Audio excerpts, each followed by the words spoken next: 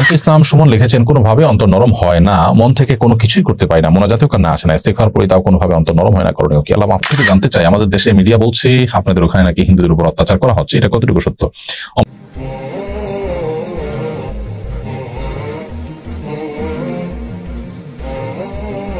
মুসলিম অধিকার সম্পর্কে ইসলামের নির্দেশনা কি?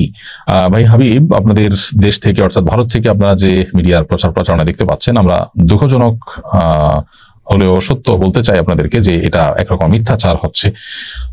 আমাদের দেশে আমাদের আশেপাশে যে হিন্দু ভাই বোনরা আছেন তারা ভালো আছেন, নিরাপদে আছেন।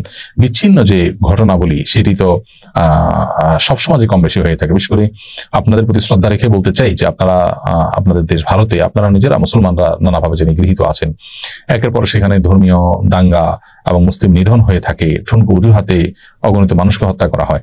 আমাদের এখানে বাংলাদেশে ইতিহাসে কখনো এরকম কোনো ঘটনা ঘটেনি। বিভিন্ন রাজনৈতিক অস্থিরতায় হিন্দুদের ভালোবাসার দাবিদার মানুষ অনেক সময় আপনার তাদেরকে গুটি হিসেবে ব্যবহার করে আপনার এ ব্যাপারে প্রোপাগান্ডা চালায় থাকে।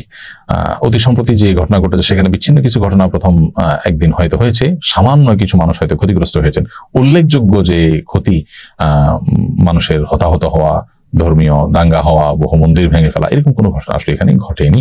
আমরা চাক্ষুষ প্রমাণ।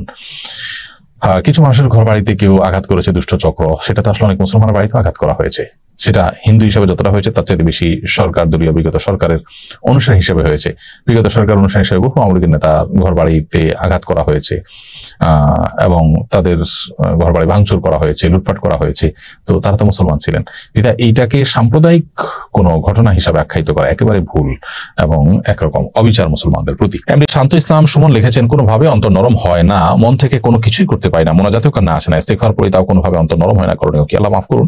অন্তর শক্ত হয়ে যাওয়ার, কঠোর হয়ে যাওয়ার অনেক কারণ আছে। কখনো কখনো নিজের পাপাচার করতে করতে মোহর মেরে দেওয়া হয়। এই জন্য পাপের পরিবেশ থেকে সরে আসা, সকল পাপ থেকে সরে আসার জন্য সংগ্রাম করা এবং কান্না না আসলে কান্নার ভান করা, এটি খুবই গুরুত্বপূর্ণ। ফাইল্লাম তাবকু ফাতাবাকু, যদি তোমাদের কান্না না আসে তাহলে সেক্ষেত্রে তোমরা কান্নার ভান করার, কান্নার চেষ্টা করো অন্তত।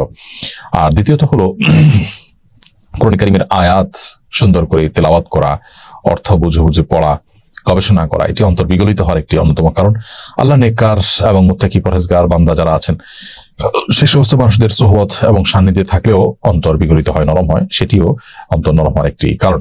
আরটিএন মোহাম্মদ রাজু খান আপনি লিখেছেন, আইডি থেকে কাউকে উঠে দাঁড়িয়ে সম্মান জানালে কি শিরক হবে? না, শিরক বলা যাবে না, তবে এটা নিয়ে আমাদের ইখতিলাফ আছে। অনেক উলামা এটাকে জায়েজ বলেন বিভিন্ন হাদিসের কারণে, আবার অন্য কিছু হাদিসের আলোকে অনেক উলামা ইকরাম এটিকে নিষেধও করেন।